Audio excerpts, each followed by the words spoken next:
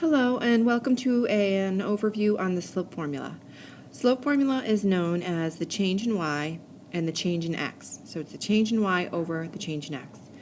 The way we've been writing our formula is m, because that variable represents our slope, is y2 minus y1 over x2 minus x1.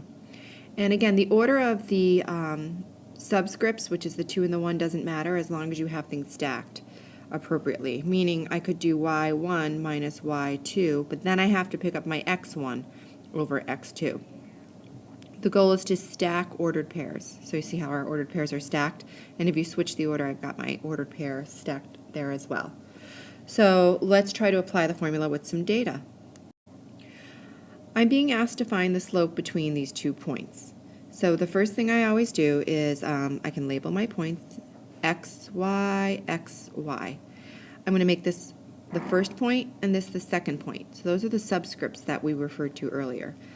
My formula is m equals the change in y, and I'm going to do x sub 2 minus, y sub 2 minus y sub 1 over x sub 2 minus x sub 1. I immediately set up my equation with the fraction bar and the subtraction sign. And then I just plug my points in. So I'm looking at my equation and I see 8 is my y sub 2. So 8 goes here, and then my other y goes here. And then I go back and I pick up my x's. So 4, and I have to go to the first point now, and 6. So once I have those points, I can go ahead and do the math. So m is going to equal 8 minus 19 is negative 11 over 4 minus 6 is negative 2. We need to simplify it, so m equals a negative and a negative makes a positive, so my slope is 11 over 2. And we leave it like a fraction. My rise is 11 and my run is 2. It is a positive slope. Now we have 2 points which contain some negative signs in there, so we have to be attentive to our negative signs. I'm going to go ahead and label my points xy, xy. This will be my first point and my second point. Those are all the subscripts mean. My formula is m equals y sub 2 minus y sub 1, x sub 2 minus x sub 1.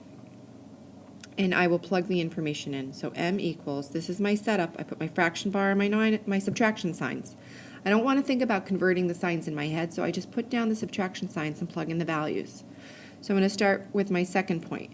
So y value of my second point is 6. Then pick up the y value of my first point. Get the the x value of my first point is negative 3. And the x value of my first point is 5. Then I can go ahead and apply my rules of my sign. So I've got a change. 6 plus 1 is 7. Negative 3 minus 5 is negative 8. And I end up with negative 7/8. The whole fraction is negative regardless of the numerator or the denominator is negative. If one of them is negative, the fraction is negative, and I have a negative slope. So let's have a little more fun. You're going to love the next one. Okay. You have a little something like this in your review packet, and you just follow the same process. So I'm going to first rewrite these because I don't like to have my fractions left to right. I like them stacked on top of each other. So my first point is 3, comma, and 1/2. And then my second point is going to be 3 and 1/4 and negative 2. Okay, so this will be my first point. This will be my second point, 2, 2. M equals, and now I'm going to graduate away from writing the formula again and plug it in, but I always will set it up. Okay, so y sub 2 is negative 2 minus 1/2 over, now I'm going to pick up my x's, 3 and 1/4 minus 3. Simplifying, just following the rules of math. Negative 2 minus 1/2 is negative 2.5. And on the denominator, 3 1/4 minus 3 is going to give us 1/4. So then continuing on, I have to change my numerator. I'm going to come over here. So m is going to equal, I'm going to make that be 5/2. So 2 times 2 is 4 plus 1 is 5. So negative 5 over 2 over 1/4. And then it's don't ask why. You have to flip and multiply.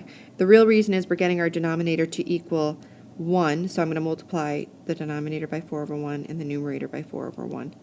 Okay? Typically the way you see it, though, is just m equals negative 5/2, and we do the old switcheroo that way. I'm going to cross cancel, and I get a 2 here. So m equals negative 10 over 1. So my slope is negative, and it's a negative 10. So hopefully this helped clarify any questions you have about the slope formula. But really, you have to memorize the slope formula, and you have to pay attention to your sign. I really, really, really recommend you following the process of just dropping down your m equals with your subtraction signs and plugging in the values so that you make less error. Hopefully this helped. Thank you.